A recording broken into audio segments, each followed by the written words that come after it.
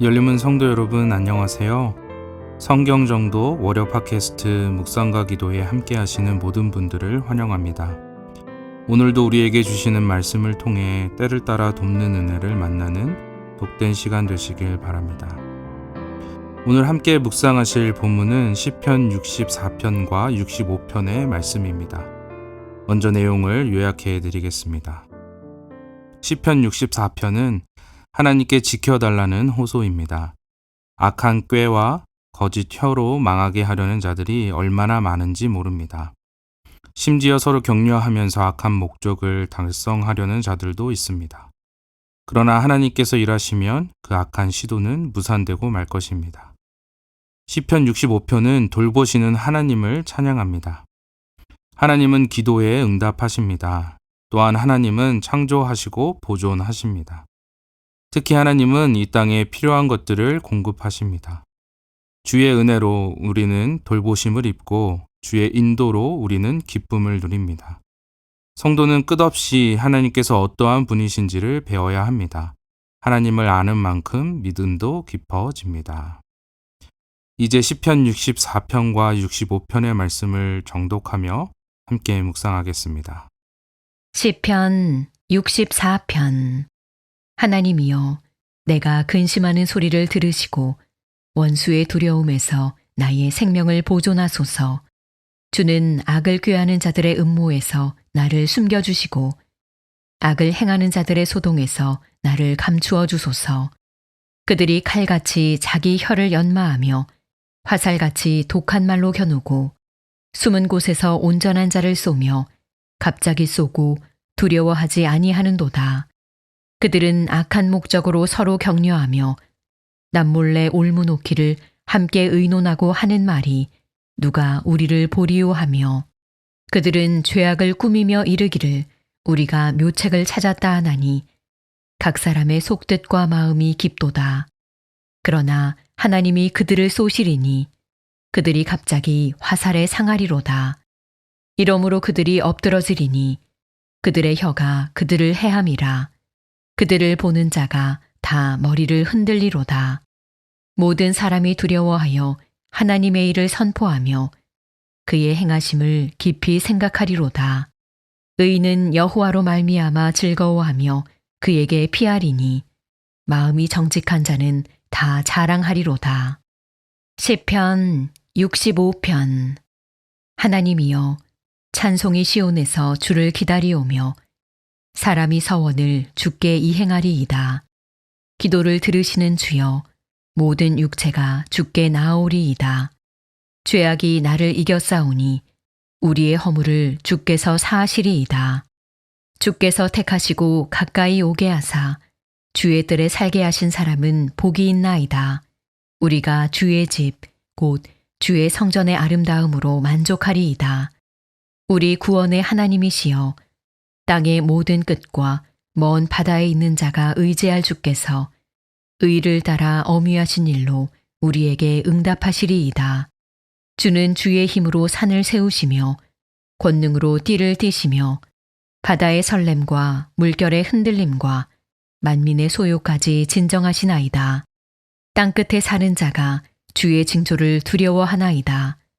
주께서 아침 되는 것과 저녁 되는 것을 즐거워하게 하시며 땅을 돌보사 물을 대어 심히 윤택하게 하시며 하나님의 강에 물이 가득하게 하시고 이같이 땅을 예비하신 후에 그들에게 곡식을 주시나이다.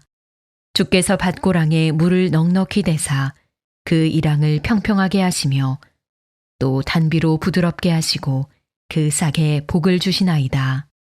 주의 은택으로 한 해를 관시우시니 주의 길에는 기름방울이 떨어지며 들의 초장에도 떨어지니 작은 산들이 기쁨으로 띠를 띠었나이다.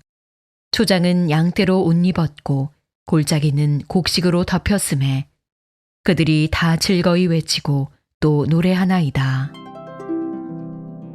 시편 64편과 65편은 모두 다윗의 시입니다. 그런데 두 편의 시의 분위기는 아주 다르죠. 64편은 원수들의 숨은 계략과 악한 말 때문에 하나님께 도움을 구원하는 탄원시입니다. 반면 65편은 하나님께서 죄를 용서하시고 기도에 응답하시며 땅을 풍성하게 하시는 은혜를 찬양하는 감사의 시이죠. 언뜻 보면 전혀 다른 두 시처럼 보입니다. 하지만 사실 두 시는 하나의 신앙의 여정을 보여줍니다. 탄식으로 시작하지만 하나님의 일하심을 경험한 사람은 결국 감사와 찬양으로 나아가게 된다는 것입니다. 다윗의 삶은 결코 평탄하지 않았습니다. 그의 시편에는 원수와 억울함, 배신과 위협이 반복해서 등장합니다. 그만큼 다윗의 삶에는 하나님께 부르짖어야 할 이유가 참 많았습니다. 그러나 놀라운 것은 다윗이 거기서 멈추지 않았다는 사실입니다. 하나님께 부르짖은 이후에 그것을 경험할 때마다 다윗은 다시 하나님을 찬양하는 자리로 나아갔던 것이죠. 여러분, 우리의 삶에도 마찬가지입니다. 우리에게도 때로 시편 64편과 같은 날이 올 때가 있습니다. 억울한 말과 오해로 마음이 무너지고 하나님께 간절히 부르짖을 수밖에 없는 때가 있는 것이죠. 그러나 또한 시편 65편과 같은 날도 우리에게 찾아옵니다. 하나님의 돌보심과 인도하심을 새롭게 깨닫고 감사가 넘치는 날입니다. 여러분, 신앙은 이 두 계절을 지나며 하나님을 더욱 신뢰하는 법을 배우는 과정입니다. 여러분, 어떤 계절을 오늘 지나고 계십니까? 탄식의 자리입니까? 아니면 감사의 자리입니까? 우리가 어느 자리에 있든지 변하지 않는 사실이 한 가지 있습니다. 그것은 하나님께서 자신의 백성을 지키시고 돌보시며 마침내 탄식을 찬양으로 바꾸시는 신실한 분이시다라는 것입니다. 오늘 함께 두 편의 시편을 묵상하며 우리를 지키시고 은혜를 베푸시는 신실한 하나님을 다시 바라보는 시간 되기를 소망합니다. 먼저 시편 64편을 살펴보면 다윗은 자신의 고난 상황 가운데 가장 먼저 하나님을 향해 눈을 들고 도움을 간구합니다. 본문 1절과 2절입니다. 하나님이여, 내가 근심하는 소리를 들으시고 원수의 두려움에서 나의 생명을 보존하소서. 주는 악을 꾀하는 자들의 음모에서 나를 숨겨주시고 악을 행하는 자들의 소동에서 나를 감추어 주소서. 다윗은 지금 단순히 마음이 힘들다고 하소연하는 것이 아닙니다. 실제로 악한 사람들의 공격 속에 놓여 있었지만 그들은 드러대놓고 공격하기보다 뒤에서 음모를 꾸미고 숨어서 해를 입히려고 했습니다. 그 위협이 3절과 4절에 더 분명하게 나타납니다. 그들이 칼같이 자기 혀를 연마하며 화살같이 독한 말로 겨누고 숨은 곳에서 온전한 자를 쏘며 갑자기 쏘고 두려워하지 아니하는도다. 여기서 다윗은 원수들의 무기가 칼이나 창이 아니라 말이었다고 말합니다. 그들의 혀는 칼이 되었고 그들의 말은 화살이 되어 의로운 사람을 향해 날아왔습니다. 뒤에서 퍼지는 거짓말과 비난, 악의적인 소문과 중상모략 같은 것들이 다윗을 깊이 괴롭히고 있었던 것입니다. 여러분, 생각해보면 우리도 비슷한 상처를 경험할 때가 있지 않습니까? 누군가의 한마디가 오래도록 마음에 남고 사실과 다른 말이 퍼져 억울함을 겪기도 합니다. 직장에서, 교회에서, 가까운 사람들과의 관계 속에서도 말은 사람을 깊이 상하게 하기도 합니다. 그런데 이러한 위기 속에서 다윗이 가장 먼저 한 일이 있습니다. 1절을 다시 보시면 하나님이여, 내가 근심하는 소리를 들으시고. 여러분, 다윗은 먼저 원수를 바라보지 않았습니다. 자신의 억울함에만 매여 있지도 않았습니다. 가장 먼저 하나님을 부르짖었던 것입니다. 이것이 다윗의 믿음이었습니다. 그는 하나님께 자신의 삶을 다스리시는 분이심을 알고 있었고 악한 사람들의 계략보다 하나님의 손이 더 크고 강하다는 사실을 확신했습니다. 그래서 위기의 순간마다 가장 먼저 하나님께 먼저 시선을 돌렸던 것이죠. 여기서 다윗의 고백은 끝이 나지 않습니다. 더 나아가 하나님께서 반드시 일하신다는 확신을 노래합니다. 7절을 보겠습니다. 그러나 하나님이 그들을 쏘시리니 그들이 갑자기 화살에 상하리로다. 원수들은 말이라는 화살을 다윗에게 쏘았지만 그러나 하나님께서 친히 개입하셔서 그들을 심판하신다라고 고백하고 있는 것이죠. 그래서 9절에 이렇게 다윗은 이어서 고백합니다. 모든 사람이 두려워하여 하나님의 일을 선포하며 그의 행하심을 깊이 생각하리로다. 결국 사람들이 기억하는 것은 악인의 말이 아니라 하나님의 역사입니다. 하나님께서 행하신 일을 본 사람들은 하나님을 경외하며 그분의 행하심을 선포하게 된다라는 것이죠. 마침내 다윗은 10절에서 이렇게 고백합니다. 의인은 여호와로 말미암아 즐거워하며 그에게 피하리니 마음이 정직한 자는 다 자랑하리로다. 여러분, 참된 기쁨은 문제가 전혀 없는 삶에서 오는 것이 아닙니다. 하나님께서 지금도 자신의 백성을 지키시고 공의롭게 일하신다는 사실을 아는 데서 그 기쁨이 오는 것이죠. 사랑하는 성도 여러분, 우리도 살아가다 보면 사람들의 말 때문에 마음이 무너질 때가 있습니다. 억울한 평가를 받을 수도 있고 이해받지 못하는 시간을 지날 수도 있습니다. 그럴 때 우리의 시선이 사람에게 머물러 있으면 두려움은 점점 커집니다. 그러나 하나님께 시선을 돌리면 우리는 기억하게 되는 것입니다.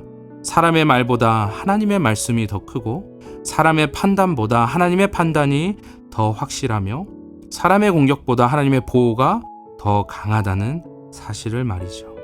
오늘도 하나님께서 우리의 삶을 지키시고 다스린다라는 사실을 믿으며 어떤 위기 속에서 먼저 하나님께 나아가는 믿음의 사람들 다 되시기를 소망합니다.